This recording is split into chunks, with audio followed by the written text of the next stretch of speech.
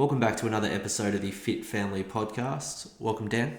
Hello. Second podcast for 2025, and we are tackling a topic that is pretty close to our hearts, and it is basically the impact that marketing food, the Australian food and beverage industry, the impact that marketing is having on our health, and I think how best to deal with it in a world where the environment is not necessarily optimized for you to be healthy.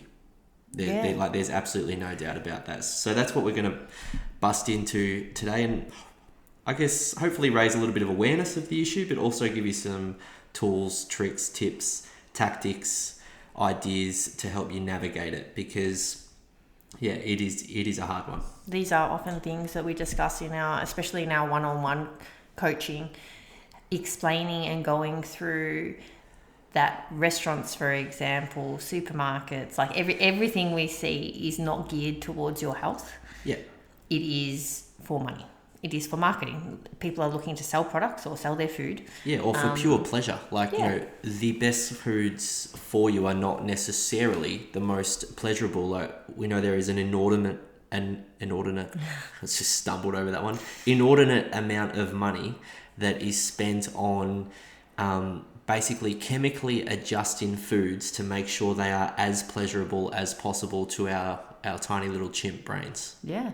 Which is, there's obviously Coca-Cola are famous for it, but they're not the only brands who do it. So when you kind of know that, and it's like, oh wow, actually, like, it is just, they are trying their absolute best to sell food for as little cost as possible. Yes, it's just it's just a big issue. Yeah, so obviously they want you to consume as much as possible, because that means buying more of their product, and then they need to market it in a way that makes you believe that it's okay. Yeah, so a couple of stats. Australian food and beverage industry the turnover is approximately 200 billion annually, with 1.5 billion of that spent on advertising, which was less than I thought, but more than you thought. Yeah, if that doesn't blow people's mind. $1.5 billion. $1.5 billion is spent in Australia. This is Australian stats, to make you buy. Mm-hmm. It's just a tough one, because I think that the way that this is just food and beverage, guys. Well, yeah. Yeah, $1.5 billion. Yeah. And a billion gets thrown around a lot, but it's just such a wow. Like, what is it? 100 million? Oh my goodness! Is a billion 100 million or 1,000 million? Honestly, I don't know, but we've completely derailed the podcast already. But what we want to talk about, it stemmed from a conversation that we had with Mia at the supermarket the other day. So I'll let you take away the story, because I wasn't there. Yeah, no, so we went to do a shop. Well, actually, we can start before we made it to the supermarket, which it was quite funny. We came home, so we'd been away for a couple of days. We'd been down the beach. And Mia, when she's hungry, goes to the fridge to get some food. Anyway, she went to the fridge. She's like, oh, Mum, we need to go to the shops. We've got no food. And because quite often she will go and grab fresh produce. Like, she doesn't go to the pantry very often when she's hungry, which is great. So I said, let's go to the supermarket. Off we go. So I had Mia and Harry with me, and we walk in. Kids are in the trolley, so they're at perfect eye level. This is another marketing tactic, guys, as to the placement of products. Yeah. There's a lot of research that goes into that. Yeah. Right. So they're in the trolley, and at that trolley level were Easter eggs. And my kids, being my kids, are like, oh, is it Easter? Which would be a normal 3 and 5 year old question to ask, given that they don't know what day it is, let alone what time of the year, our Catholic holidays are. Well, the only time our kids get Easter eggs are at Easter. Yeah. And I came home and I had the conversation with Ben around, it's January. Why are there Easter eggs and hot cross buns in our supermarket? And the fact that, that's normal. No one would have batted an eyelid. Probably other kids were asking for their Easter eggs, and most likely they were purchased, or supermarkets wouldn't have them out in January. I feel like it's one of those things, and I would have to ask our parents, but Was that always the case? That, like I feel like it was a few years ago where hot cross buns would be out on the shelves on Boxing Day and everyone was like, what the hell is going on? But then it's sort of just become normalised in the same way that Halloween's now a normal thing compared to when we were kids. It wasn't. Yeah. we were kids and it wasn't. And there are fun elements of that, of course, but it's like, it's just sort of slowly the stuff that we used to save for celebratory occasions is now kind of slowly just getting spread across the year even more, so that Easter foods are now available for 4 months in advance compared to 4 weeks. Yeah, what society now deems as normal is getting worse and worse for our health. Yeah, and it's one of those things where it's like, well, to me that would be weird, having Easter eggs on the 10th of January, and most people I speak to would also be like, yeah, that's a bit odd. It just doesn't kind of feel right, even though be happy to have a roll of chocolate. What's the difference if it's in an egg or a block? Just for some reason, it doesn't seem right. But then, well, people must be buying them, as you said, otherwise they wouldn't be on the shelves. So it's clear that they've done the research, that they've done, I guess those case studies and tests and everything they do before things hit the shelves to know that actually there's a market for it. Yeah. And that market for it is, obviously the health outcomes of our community are basically getting worse every year. So it's like... And the stats all support that. Yeah, and it's contributing. So, if you walked into a supermarket and you took an immediate turn left and it was apples and oranges compared to crunchy eggs and Easter bunnies, then you would probably be less likely to buy the crunchy eggs and Easter bunnies. Like if they were in the back pocket of the Coles, there wouldn't be as many of them bought. And so much of the issues with nutrition as we see them is a lack of conscious decisions around what you're doing. It's like you're subconsciously walking your way towards worse health. Absolutely. So we walked in and we literally had to walk through what looked like a chocolate dream to children. Willy Wonka. That's what we had to walk through. Mm. Yeah, the toilet paper's at the back. Yeah. Because people need that. Well, and no one wants and to see they're going to buy it napkins. anyway. No one wants to see the napkins when you walk straight into Coles. But we were just having a brief discussion before we started recording around just the inertia required, the effort required to make a healthy decision, or to make a decision in line with health goals that you may have, or to kind of avoid temptation, is higher than it's ever been. Like you have to be constantly aware, or in a really good state of mind, or just, have worked really hard over a number of months or years to kind of be in that mindset where it's not even an option.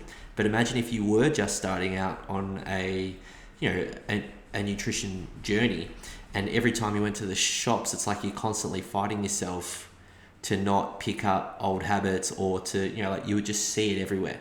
Yeah, like I had a good night's sleep. I was in a great mood, and I had a conversation with our kids. But I could see, a sleep-deprived mother with 2 young kids in a supermarket, and that question coming about Easter eggs, and them just putting them in a trolley. Yeah, just to avoid a fight. To make their day a little bit easier. We've all done that. And that's okay. Yeah. But I'm saying it's, that environment, that massive marketing push, it does not support us. The other thing I was saying is that like everything I enjoy doing from a sporting perspective, like if I go to the footy or if I watch it on TV specifically, every ad is either Bunnings or is Hungry Jack's or Macca's, or at the moment obviously the cricket's on. KFC sponsor the cricket. It's the KFC Big Bash. So it's every ad is KFC buckets, and like it's not. I haven't had KFC in a long time.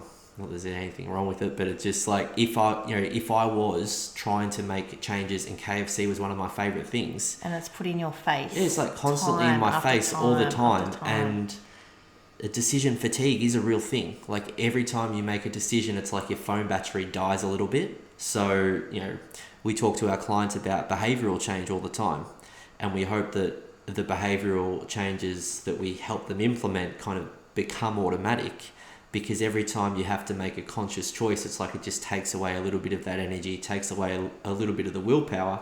And it does over time, like it does definitely help. But it's one of those things that it just gets made so much harder when it's constantly in your face. And especially when people are trying to make these changes in the first place and their first go-to effort, which is a terrible idea, but it's normally just, well, I'm just going to completely abstain. So I'm never going to have it again. That's it. I'm off the beers. I'm off the chocolate. I've had enough of the fast food, only to turn on the TV and it's like, bang, there it is. Oh, I'm a bit hungry. Yep. It just eats away. And after a week you have it once and then it's all over.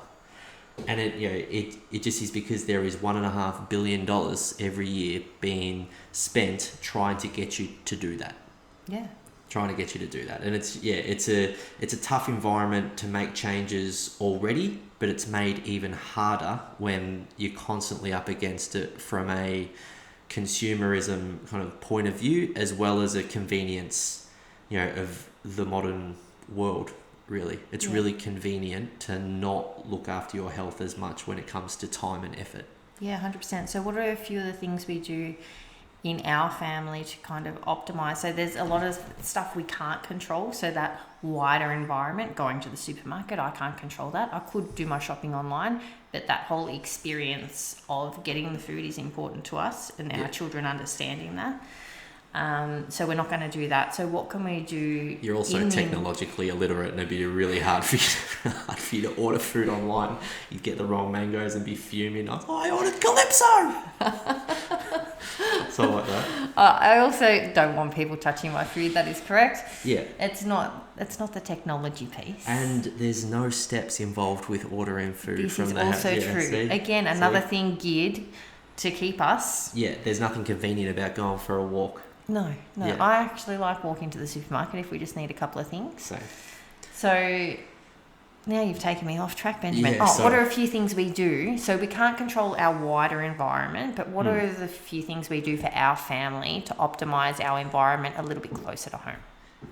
Optimize our environment. Well, like, we are more heavily invested in this than the rest, than the regular family, given what we do and, what we enjoy doing, I think, being the main thing. But the fruit bowl is out, it's visible, there's no cookie jar on the table, like just small things like that. Like, we kind of make it a bit of a point where if the kids open the fridge, the lollies or the chocolates that we do have are kind of out of sight. They're up the top. Yeah, and what do we have in the fridge available? Yogurts, leftovers, I guess I'm doing the air quote hands, but like real food is available. Like if they tell us they're hungry, depends on which kid, it's usually fruit or nuts, or it's Waiton's Hill meal, or it's a yogurt, it's something like that. We just don't have a massive amount of snacky stuff. And even the snacky stuff we do have, like the chips we get for school, for example, like they're just not available, or they're not an option unless you are going to school. So me as the one who has the potato chips we get the Boulder Canyon ones, which are delicious. We know a couple of you have those as well, but they're not an option for when you get home, and she knows that and won't even ask. So it's just, there are little things, like I wouldn't say it's overly difficult, but any kind of change is difficult at the start, like especially when people in your house might be used to a certain way of doing things. There's always going to be objections when you make a couple of changes. But if you were thinking about it, like if you think that you would like to kind of change the direction of the nutrition in your household, I would definitely encourage you just to change where things are. Like just adjust the environment first. And that is probably one of the first 1, 2 or 3 changes that we discuss with any nutrition client is make it easy, get it out of the house, make it, make the option to go and get something that may not be the best for your health, make it difficult. Like if you want a chocolate bar, then, like if I feel like a Kit Kat, I'm probably not going to drive to Coles and get one unless I really want one. Maybe one time in 20 I will do that. But if I know it's on the top shelf and it's there, and it's like, well, it's so much easier to walk into the pantry and have it, which just basically makes the hurdle to, a poorer decision just a little bit higher, compared to making it easy to kind of slip up. You know, that would be our main one. But I don't feel as though we're overly, I was just like overly strict, but other people would look at that and be like, well, yes, you are because of X, Y, Z, and and that's just their opinion. And that's okay too, as it is my opinion that we're not overly strict. But it seems like one of those things that we're in a pretty good groove with. But I also think we're in a pretty good groove in regards to overall balance as well. So it's not as though we completely abstain, we just manage. Yeah, one of the other things we discussed due to this marketing topic was our kids don't actually watch television, like it's all streamed. They don't see any of the ads that we were previously talking about, like with you at the sports. Unless we're watching live sport together. Yeah, exactly. Absolutely. So you don't actually realise how many ads are on television. Yeah. Whether that be, there is a lot of food and beverage ads, which is obviously what we're talking about today. But Mia came home from school the other day and asked her big brother, what was it, takeaway? No. Fast food. Fast food was. What's fast food? And Williams said, what did he say? He was like, I don't know. And I was like... He was like trying to explain it. I think he said where you drive through. No, that was my answer. Oh, I was like, I think any food where it's a drive-through to me classifies as fast food. But yeah, without even realising and, through no kind of conscious effort, Mia just hasn't had it. Yeah. Neither has Harry. So that, we'd tell a story of when we were driving home from Torquay one day and she thought Macca's was a petrol station. Because I needed petrol, like it has the big sign out the 3 arches out the front, and it looks like a petrol station if you've got no idea. And William thought that was the funniest thing in the world. He did. But yeah, it's just kind of out of sight, out of mind. And that's obviously, she's obviously only 5 and we'll have Macca's one day. But it's more like just something that, well, that is the environment. And that's the environment that we've created. And sometimes it's hard to kind of have this discussion without kind of an air of like, up on our soapbox preaching a little bit. And we don't want to do that because everyone makes different decisions for their family, and it doesn't necessarily mean that any are better than the other, because as we know, like a healthy diet does involve treats, or it might involve a celebratory meal occasionally, whatever. That's up to you guys to kind of find the balance. But yeah, it's just an example of kind of what's normal in our house. Yeah, absolutely. And like just owning that decision as well. Like it is hard. I did have to have a conversation with her, but I chose to have that conversation. So like just owning, well, no, that is actually our priority. Yeah. As a family unit, to have the conversation and, not to kind of just give our children what they want or what's deemed as normal. Yeah. If it's something that is important to us. Yeah, and as I said, we are kind of over-invested on it based on what we do, for fun and for work. But it certainly, I think, just something as a society that it's not looked at because, it's not like aggressively urgent. It's not like a toothache where it's like I need to go to the dentist now. Like it's just something that's happening slowly. But yeah, the quality of nutrition across our entire society and the Western world definitely needs looking at for sure. So coming back to that marketing piece, the current conversations we're having with nutrition clients is kind of like stopping that ongoing celebratory year-round food consumption. Well, unfortunately, they're quite calorie dense. So they are. It does make adhering to an overall diet harder when a lot of the foods that you are eating are quite high in calories. So we've come out of Christmas, but now what we're finding is that people still have a nice little collection of what they got for Christmas. Oh yeah. Okay, so that's one piece. But then another marketing add-on is we also have those sales. Oh yeah. Of anything that has a Christmas label. All the roses are half price. Exactly. All the favourites are half price. The Toblerones. Yeah. Absolutely. So the peanut M&Ms. Happy days. Again, another temptation. That's my favourite. I'll just grab it. It's on sale. Rude not it's to. In the right spot. Yeah. Yeah, of course. It's just every decision, every decision like that where you kind of get home, you're like, what do I do this for? It's kind of subconscious, but that subconscious is impacted by environment.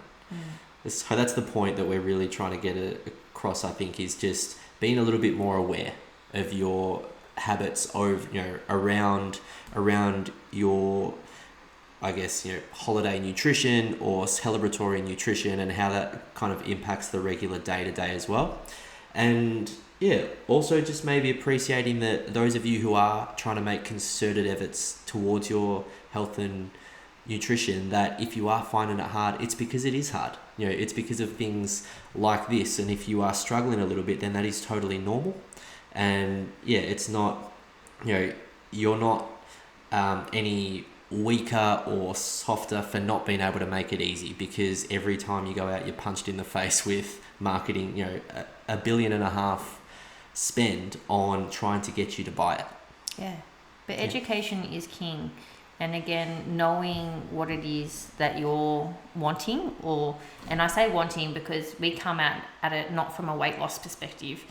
Our want is to educate our kids and to give them the tools to get through life as successfully as possible. So we want them to, And when we mean successfully, we mean like with a high quality of life and lots of health, like not, I guess success in regards to like a good job or whatever. Like, yeah, it's more just as the highest possible quality of life. Yeah. Yeah. And so they're not, in as an adult struggling with decisions around food, because that they've already got ingrained in them all those behaviors that will hold them. Yeah. We'll be dealing with this, when they all have therapists at 25 and they come back and say, like, what was this about? We hope that nutrition won't be one of the many issues that all three of them will have. That's basically the goal. It'll be something else. It'll be like, why were you so competitive and never let me score a basketball? I was just like, Well, yeah, that's another one with movement as well. Quite often the kids will be like, they want to push the buttons on a lift. We're like, no, we've got muscles in our legs. We're walking up the stairs. Yeah, where I sound like, Macintosh has used the stairs, and he's like, oh. But yeah, all those little things, they all add up, and just making sure it aligns with you and what your family is looking to achieve, not what is thrown at us in terms of the norm in the marketing world, because that is definitely something that will always be around. And it does take a effort to make sure that you are aligning your family's behaviors with what you're trying to achieve, and an effort in that initial, but not an effort all the time. Like it's the same as anything, like just that starting and then that consistency is the hardest part. And once you get through those initial couple of months and start to build a bit of confidence in your ability to either say no or to manage your intake a little better, then it becomes really, really easy. Yeah, also the conversations we now have with our kids, like if you think about it, breakfast this morning, for example, I love having a chat to the kids. We've got like a bit of a breakfast bar set up, and we're talking about what we're having for breakfast, and they understand, what's the protein, and Mia thinks pancakes is fun with a banana and eggs, like those types of things. You don't realize everything they're taking in with that. Yeah. And quite often the questions they ask around food, like I actually love the education piece, because it's not like drilling down their throat. They've asked us a question based on whatever it is they're thinking. Yeah, well, I mean, it's an opportunity just to imprint something that they might remember for a long time. Because if they ask the question, they're listening to the answer. And it's, we talk about it a lot in our content and emails and in the conversations to you guys. But, that saying that I use especially, which is not always listening, but always watching. And the actions that we do and the way that we carry ourselves around, nutrition, work, relationships, each other, how we speak to each other, how we act, how we deal with anything is being absorbed. It's being absorbed. And the way you speak about your body or the way you speak about food, if you just write it off as good or bad or healthy or healthy, if you are too black and white with things like this, then it probably doesn't give it the nuance, or it's not as much of an opportunity to kind of teach your kids something as it may otherwise have been. Yeah, and it's just it's important to slow down and make sure that you give it the kind of the respect it deserves, or the time it deserves, or the answer it deserves if it's a question. Not only that, I've really loved the movement aspect. This school holidays, our kids, it's just their natural go-to. Like, what are we doing today? Like, we're going out, we're doing something, we're moving. They're learning how to ride their bikes. They're learning how to ride their bikes. About that, yeah. They want to get out. They don't, we kind of have a bit of a process in our house. We can watch some screens in the morning, but then the screens go off for the day. Yeah. Like, we are busy. We are up and about. We do not lay around. Like, that's not what holidays are to us. And they love it. They're the ones asking us. Again, something that they're promoting to us. It's not we're drilling it into them. We need to go do a workout. We could be in the gym doing a workout and the kids are inside, and there is no way we'd get through a workout without them coming and joining in. Yeah, especially the boys. That is just naturally, like, they want to be out there doing it. Mia's pretty happy to chill on the couch compared to the other two. She's a bit more of a relaxer. But yeah, even when Harry chooses the movie, he watches for 20 minutes and that kid's got ants in his pants and out he comes. Yeah. William still can't get through a movie at 12. Oh, he does my head in watching movies. He's always like standing up, cracking his back and doing nonsense. But yeah, it's just, the downtime is an opportunity to kind of foster behaviours that you would like to be more valued, or that you do already value. So like when you have spare time, then you'll kind of do what you enjoy. And yeah, getting outside, we live in a relatively small townhouse. We're on top of each other. Like, we do want to get outside and get some space because, yeah, they always want to be honest, and that's sort of doing the head in a bit as well. So it's like, all right, off we go. Yeah, it's just been a nice few weeks. Yeah. So I guess our advice to any parents out there is that education piece is just so important. And like I said, it's not in a way like we sit down and, we've got a whiteboard. It's just that education piece is very much just what we do. What's the protein? Glad you asked. So protein's 4 calories a gram. Yeah, no, it's not really the case. The environment, that's constant to them. Whereas if we were always on our computers telling them to go away and grab the iPad, that is, again, educating them in a different way. Yeah, and it's just the consistency of stuff as well. Like, there are times where we have turned on a movie because we've both been trying to smash something out at 2 o'clock in the afternoon. I was about to say, we used to do the podcast and we used to have to put a movie. Yeah, Harry would be in watching Bluey or something like that. Like, it's not to say that it's like, everything's perfect and this is why we do it and we are the perfect example. It's like, we are certainly not, and we make mistakes all the time, but it's more just the values, and that the efforts will continue to be there as long as it's something that's important to you. And obviously our kids' health and the way they're growing up, their relationship with food and exercise is important to us, as it is with anyone who will be listening to this.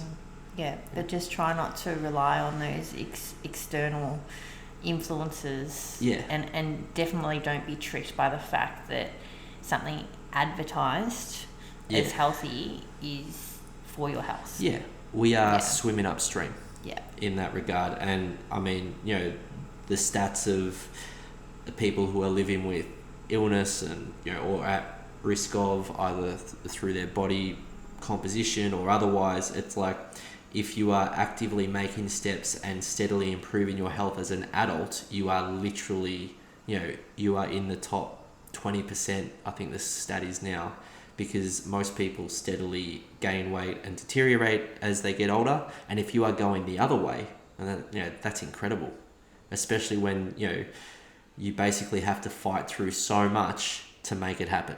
Yeah. So kudos to you. Yeah. And if you are unaware, like, have the conversations. If you're not sure, like, if you see something that's marketed as healthy, like, have the conversation, turn the packet over. Don't rely on, a Heart Foundation tick or 3 health stars. Yeah, definitely don't rely on those metrics.